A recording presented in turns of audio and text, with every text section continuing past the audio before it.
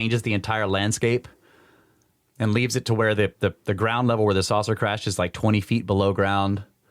And then they plant poisonous plants over the area.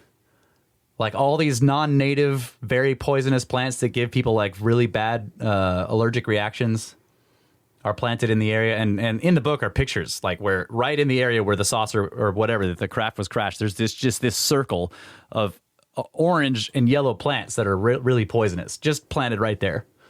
Well, that tells you where it was. Yeah. Maybe. But you can't go in there, though. With a dozer, you can. Yeah, but it's BLM stuff, Bureau of Land Management. You have to get all these permits to get any equipment out there. Because, yeah, they talked about, like, you know, with a backhoe, we could dig down into that where the Army threw all that material if they didn't dig it back out of there. But you'd have to get permits from Bureau of Land Management to take any equipment in there. Night dozen. Night dozen. Anyway, I found the book interesting. He compares it to the Lonnie Zamora incident, which happened not too far away in New Mexico, and of course Roswell, which is also not very far away. So Roswell was another crash of something with very similar described materials, memory metal. You know, like plenty of the witnesses were describing that there were these foil-like pieces of this thing, and you could crumple them up, and when you let it go, it would unfold and flatten itself out. And apparently families around there were picking up pieces of it for years. You know, they'd go out and like one girl was describing how her father would go out and when he'd come back, he'd have a piece of spaceship metal and they had him sitting around their house. You know, of course, nobody has the houses anymore and nobody knows that has any of the metal pieces anymore because, you know, they didn't know they were important. Yeah. So part of the book details them trying to track down any remnants of the craft. The only one they end up finding is one that the boys actually broke out of there right before the Army took it away, and they're pretty sure that it was a bracket that the Army installed in order to lift the thing because there was just a pin that they were able to pop out with a crowbar, but it actually wasn't part of the craft itself. And they do testing on it, and they find out it's an interesting aluminum alloy, but it was nothing that couldn't be made in the time period. And when you look, they have a picture of it, and you can see it looks like a regular, like a machined bracket. So, but yeah, no other crash materials from that crash. So anyway, the book was very interesting. I do recommend reading it. I thought for a while, I was like, what is Vallee doing here? Like suddenly he's going full nuts and bolts. Let's chase down crashed flying saucers. Because that's very much out of character with his previous research. But as I read the book, I came to understand that, like, no, he is doing the kind of, he's following up on this story that apparently has, like, he's like, there is a way to follow up on this, you know? Yeah. So it's part of the phenomenon, you know, he wasn't going full nuts and bolts, but he's like, yes, if there are physical traces, let's have them analyzed, you know? So that led me to, and I know I'm going long here, but that led me to, should we take a break and come back or? Sure. Okay. Yeah. All right. We went long on the first segment, so that we can take a break. Doesn't matter. Okay, yeah, because we didn't. Segue. We'll be right back. Okay.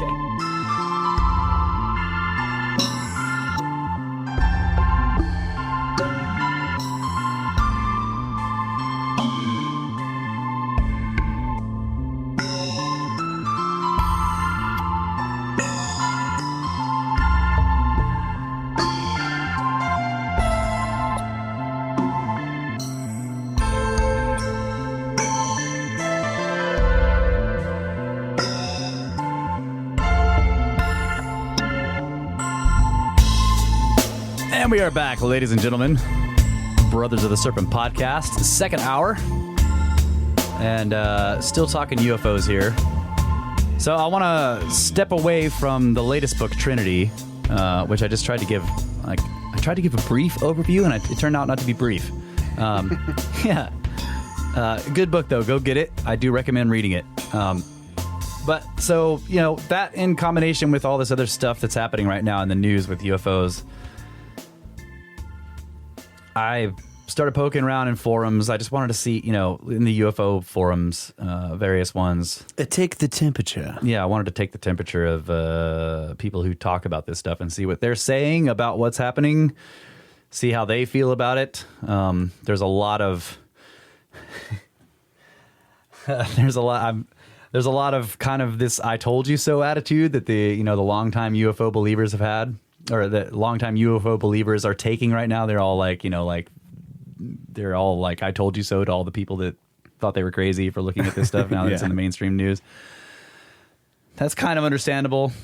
But I do have to say I'm slightly disturbed by how many of them seem to take, and this is, again, this is an average. Not everyone thinks this. There are plenty of people who are, I feel, see this phenomenon as far more nuanced than this, but there are a large number of them who are taking this as like friendly space brothers who are coming to save us from ourselves or keep us from destroying the planet or something, fighting war, whatever it is they think. And that disturbs me because this phenomenon, that's not what this is. I don't think. If you can say anything, I don't think that's what this is. I'm not sure we can even take the Space Brothers route. I don't even think we can take the ETH route. I don't fully subscribe to this all consciousness either. Again, I like Jacques Vallee's take that it's both, all of those things. It has a definite physical aspect, a technological signature, and yet it seems to affect people's consciousness. It seems to affect them spiritually. And if you read his work, which I have extensively, or they're two very different things that have some similarities. I mean, the nuts and bolts stuff versus the consciousness stuff could be just like totally different things that just happen to have similarities across. Well, the problem is that they merge. Like there are people who are drastically changed in a spiritual way in cases where there is physical evidence and radar traces. So it's like, it's both. And it's across, I mean, you can see the patterns. Like once you start going through all these cases, the patterns just emerge. And the pattern that emerges is that are the points I would say are like, it's been here since before the dawn of time. It seems to show up in a context that, a context that appears to be either aware of the culture in which it's appearing, or the culture in which, or it's designed such that the culture in which it's appearing is able to imprint its symbols onto it. Okay, so that it appears in a certain way, but that it's always at the edges or just beyond the fringe edge of what that culture understands or is able to deal with. You see what I'm saying? So it's always at the edges and the corners, and it's doing this to us. It's doing this to our civilization.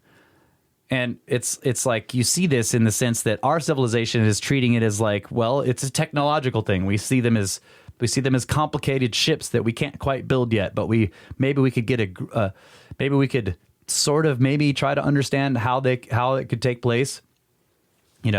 Whereas in, like, for example, in the fairy faith in Celtic countries, it's the same phenomenon, but it's appearing to them at the edges of their civilization. They always live in the mountains or in the caves at the sea, the places where no one goes, in the fairy mounds that they know to stay away from, and they're removed from their culture just enough. They're outside the edges, but they have all these encounters with them. There's abductions. They change people's lives. There's missing time, and you go farther back than that, and you see like winged discs and, the Assyrian stuff. Mm-hmm. And there's always strange beings. I mean, we see it in the carvings and in the stories, and, it's affecting biblical people. They're having the same thing. They're having visions from the sky, wheels in the sky, chariots that are flaming, houses that fly, like in the Vedic texts. Mm-hmm. It's like the motifs have the same patterns, but the details of the imagery are different. Now, is that because they were seeing different things, or are they just trying to describe the same stuff we're seeing, but they're using their own cultural imagery? It isn't clear. Yeah. Like, were they actually seeing winged discs? Like discs, like think flying saucer with wings on it? Or is that just how they depicted something that was a disc that was flying in the sky? And, you know, Ahura Mazda's sticking out of the top of it, right? So you've got this god being that's clearly coming out of a winged disc in the sky, and then strange astronomical things are happening around it. And then there's like scorpion men guarding a door, you know, in these ancient carvings. And the scorpion men, like, were in Gilgamesh. They're guarding the entrance to the mountain. Yeah. And often these beings are described as men, but also insects. You know, it's like in modern times, they're like these two witnesses. They called them crickets or praying mantises, but also little men. You know, so when you go through Jacques Vallee's work, you see that he, especially if you start with Passport to Magonia, that's what that book was about. He was like, I spent a lot of time in a bunch of libraries looking at very old texts, going back as far as I could, looking for this similar phenomena, looking at mythologies from around the world.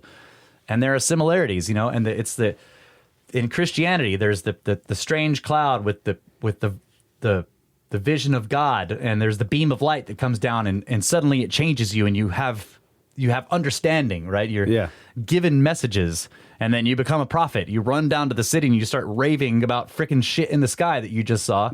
And people, this is the same thing that happens to UFO people. You know, they're changed by this experience. So all that said, I feel like what's happening right now in the mainstream is interesting. But they're never, I can't imagine that they're going to be able to really do a disclosure on this topic, because it isn't as simple as beings from a different star system coming here and looking at us. It's way more complicated and ancient and strange than that. You know, so people who want disclosure, I feel like this whole idea of disclosure is, in the one sense, maybe it's a simple thing. All they want is the government to say it is really happening and we don't know what it is. You know, that would be a big deal. And that kind of seems to be what's happening in a way. They're saying these sightings are real. They're seen by very credible people, and we don't know what they are. But this has happened before. We've played a clip on this show of John Sanford saying this thing in a press conference in the 50s. Right? So this isn't a new thing where government people are saying, yes, this is real. They're acknowledging it.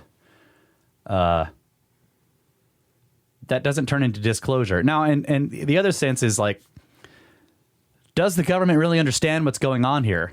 And, you know, when I'm poking into the forums and trying to take the temperature of what people think and what they feel about this, that's like half and half. Some people think the government's got it all figured out. Some people think a lot of the stuff that's being seen in modern times is like reverse engineered craft. Some people think that all they need is the government to acknowledge this phenomena is real and we don't know what it is. And that's probably what's going to happen, because I'm not sure that the government as a large entity or any of the visible institutions have any knowledge. Now, are there tiny hidden institutions that are very, very secret that have been studying this since the 40s? If they really picked up that crash thing, maybe. Have they figured anything out about that thing? I don't know. In some cases, when you go through Jacques' books and he's talking about the crash things, he's actively wondering if the crashes are intentional. You know, because, and again, you have to step back and realize the framework that he's coming from, which is that this entire phenomenon is actually, what it is actually seeming to do is it's managing in a large sociological scale the framework of the way humans view the universe. Mm-hmm. And he said, if you really pare it all down and you look at it across the ages, what you see is a phenomenon that continues to make human beings believe in a higher power than them. That's all it's been doing all this time. I mean, I shouldn't say it that way. That's the simplest way that you can say that what it's been doing. It's probably a lot more complicated than that. But across the ages, it seems to have inserted itself into the human consciousness and put into the human consciousness of that time and various other times the idea that there is something out there that is greater than humanity. You know, he's like, this is what this does. Like when you look at the fairy faith, when you look at the Abrahamic religions, when you look at the Assyrian stuff, the Mesopotamian things,